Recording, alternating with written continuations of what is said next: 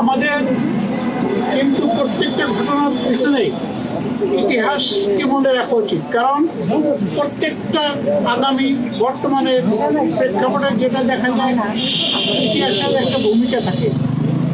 আজকের যে বিএনপি জনগণের ম্যান্ডেট নিয়ে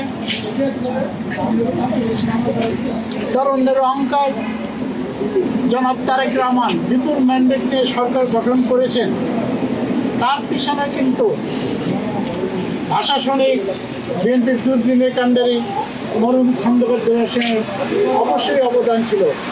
সেই সময় আপনারা জানেন 1/11-এর সময় সেই দুর্যোগকালীন মুহূর্তে যখন সবাই পালিয়ে গিয়েছিল বা ইচ্ছাকৃতভাবে অনিচ্ছাকৃতভাবে কোনো দলীয় প্রোগ্রামে অংশগ্রহণ করে নাই, সেই সময় শত বাধা বিপত্তি পেরিয়ে বিএনপির বীর মুক্তিযোদ্ধা খন্দকার দেওয়ার কিন্তু সেই সময় দলের হাল ধরেছিলেন।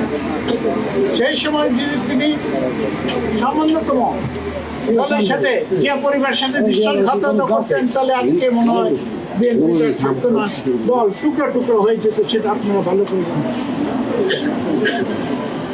তাই আমি আশা করব কারণ যারা তরুণ আছেন, যারা আগামীতে দেশ পরিচালনা করবেন এবং এখনো যারা দেশ পরিচালনা করছেন, খন্দকার দেওয়ার সহ যারা দুর্যোগকালীন সময় দলের পাশে ছিলেন, তাদের ইতিহাস পড়ে তাদের কাছে শিক্ষা নিয়ে আগামীতে এগিয়ে যাবেন। সবাইকে অসংখ্য ধন্যবাদ।